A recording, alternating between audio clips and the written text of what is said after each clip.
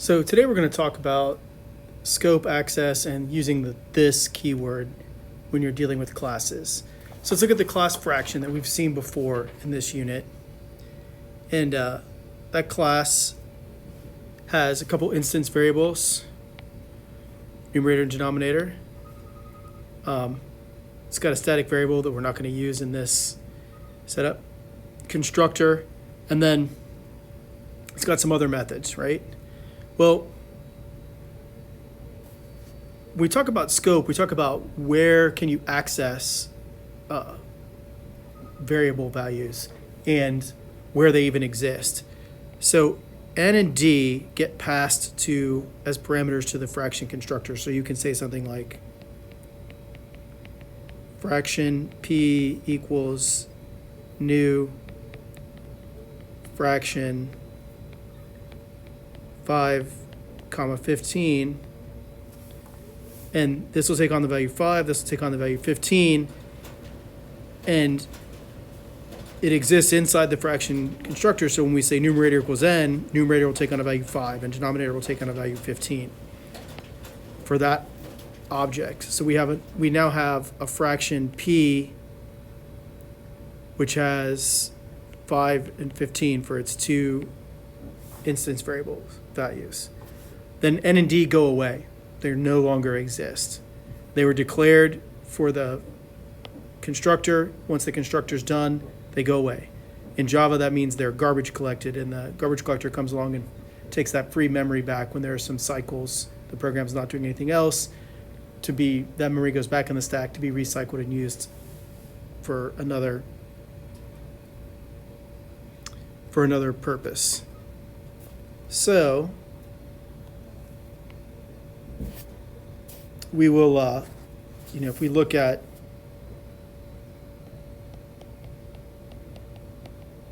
fraction q equals new fraction 1, 3, q will be a fraction with a numerator of 1 and a denominator of 3. And p has access to its own instance variables, and q has access to its own instance variables. They don't have access to the instance variables of the other object. To get at those, you have to use, if we're in q and we need something from p, we'll have to use p dot get denominator or p dot get numerator. So if you look here, we're showing that, let's say we have a get den and get num methods. I just abbreviated them for space. They give you the access to the private instance variables for a class. And we're going to assume that the greatest common factor, the GCF method, exists and it's already functioning. So when we do this, let's see this method simplify. It says int denominator equals this dot get den and int numerator equals this dot get num. Well, this, in this context, this refers to the object that is actually taking the action.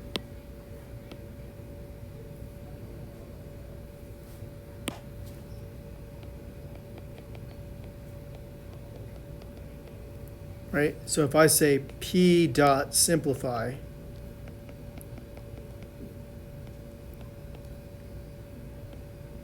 we already declared p back here to be 5/15. Well, p dot simplify would be, you say int denominator equals this dot get den, so that'll be 15. Int numerator equals this dot get num, so that'll be 5. Int common equals GCF of 5, 15. Greatest common factor of 5 and 15 is 5. So we take numerator equals numerator divided by common. Denominator equals denominator divided by common. So we'll take 5 divided by 5 and 15 divided by 5. We'll get 1 and 3. But if I do this and then I call p dot, or then I say system dot out dot println p dot toString with that toString method we had, already defined previously for fraction. This is going to print out 5/15. The question I have is why? So let's explain why. Let's look at this as we've created P, right? So we have P dot numerator is 5 and P dot denominator is 15. We could say that to refer to the values, but notice we couldn't in our program call P dot numerator because numerator is private. So the program that's using the fraction class can't do that. But that's fine because we didn't call that, we said P dot simplify. So let's go back here. We have the object P and it's got two instance variables. Numerator is 5. Denominator is 15. Right? We call P dot simplify. When we call P dot simplify, this is creating a new, the first thing it does is say int numerator. So it creates a new variable, numerator, sets it to this dot get numerator. Well, P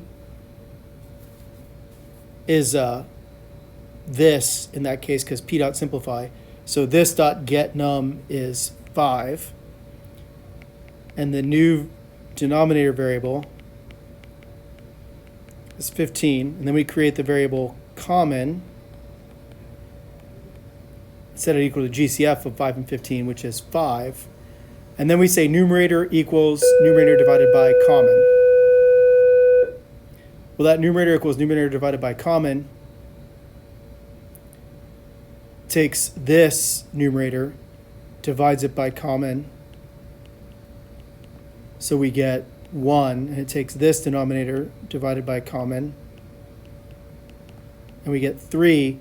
So this variable that we declared right back here, these two variables we declared in there, those get set to 1 and 3. And then the program ends. And the instance variables over here have not been changed. So this simplify method wouldn't simplify. And there's an easy way to fix it. We just say public void. Did I put the void in here? Yeah. I made a mistake back in here. This shouldn't be double. This should be void. That method should have been a void method. Public void simplify. And instead of saying int numerator and declaring a new numerator object, we're actually inside P, right? So we could say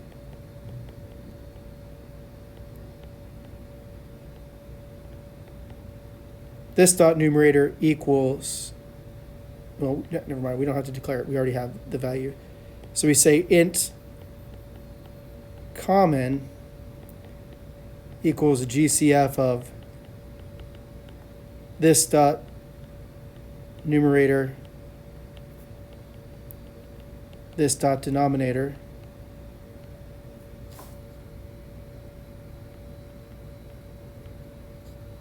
right? Alternately, we could have just written it as int common equals GCF of numerator, comma denominator. Because it's P taking the action, we know that it's the numerator and denominator of the fraction taking the action.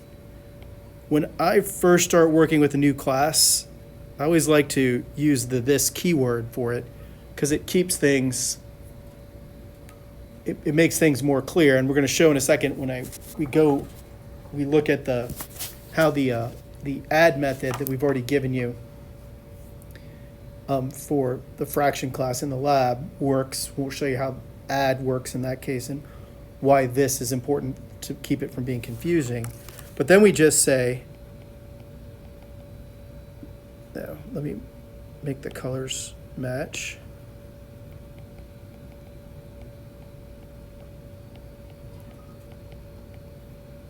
This dot numerator equals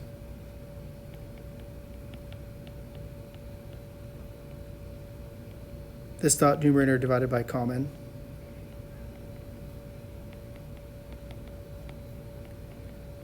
And this dot denominator is equal to this dot denominator.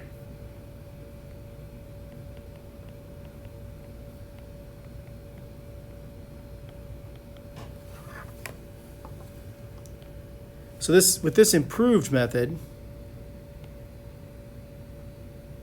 let's look at what happens when we call p dot simplify.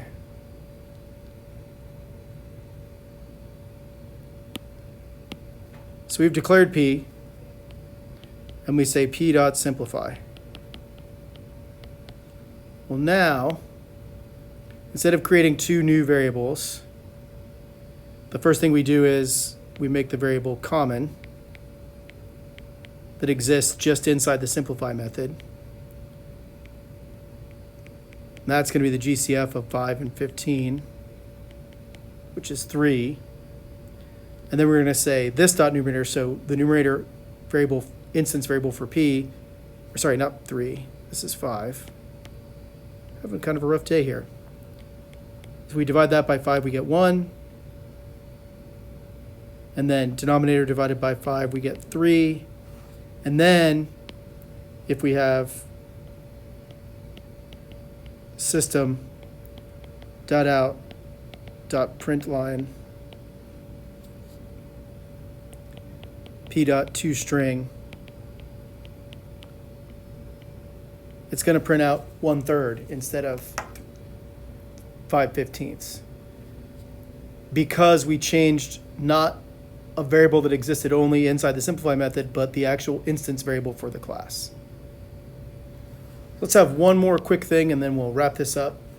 In the fraction class that you're going to work on in the lab for this unit, we have one of the methods is public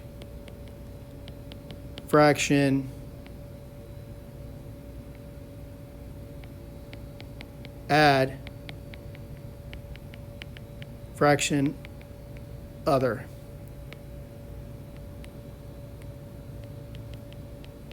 Say method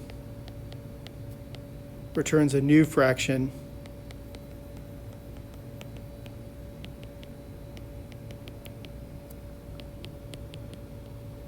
that is the sum of this fraction, meaning the one taking the action,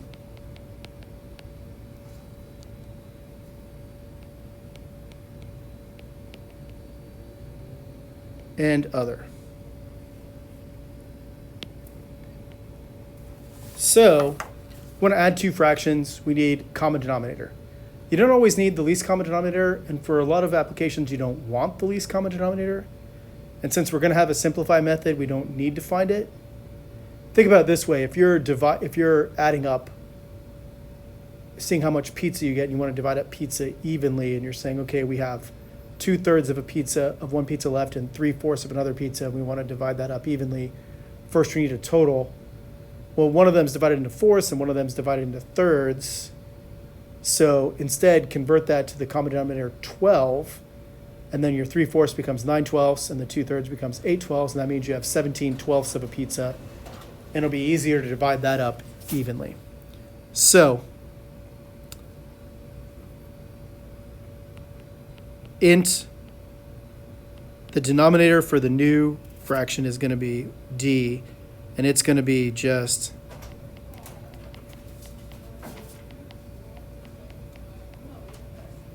not num. It's going to be this dot get den times other dot get den. Now notice, if I had just said get den here, and I'd not put the this in, it would give you the same result, because implicitly it's saying it's this fraction. But because we're doing this addition, it's easier in your head to remember it's this and other. right? Because down here we're going to have A dot add B. So A will be this and B will be other. So, and then the new numerator is going to be this dot get num times other dot get den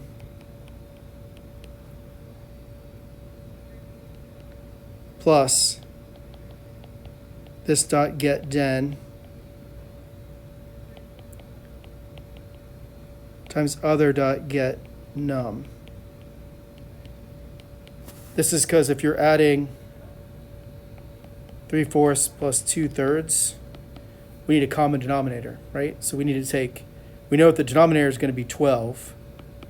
Then we have to have this 3 times that 3, so that's 9/12 for the 3/4. And this 2 times that 4 is I should have, the lines didn't show up here, so let's back this up. Take the common denominator is going to be 12. So we need to figure out what the numerator is going to be. Well, we have 3/4, we need to convert that to 12s. So take this 3 times that 3, and we get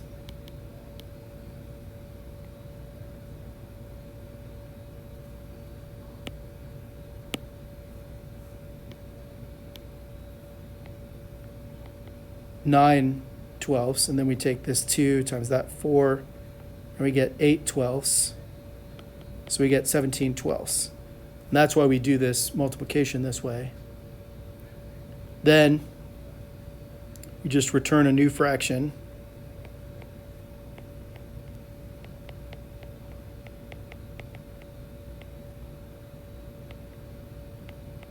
N and D for the numerator and denominator. And the this and other in here help us keep track of which fraction is which.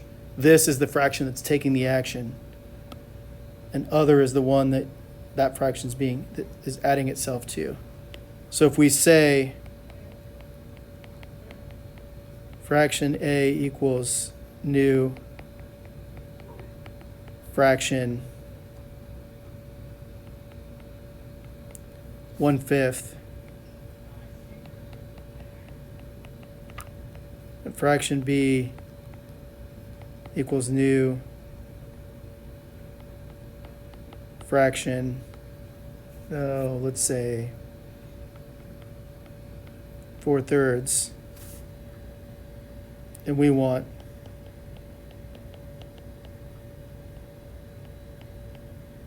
fraction answer equals A dot add B, then up here when the method, it's A calling the add method. So A will be this and other will be B. So every time we see a this, you're going to think that's A, that's the one that's taking the action. Every time we see other, that's B, that's the parameter, the one that's being passed. And that's basically it.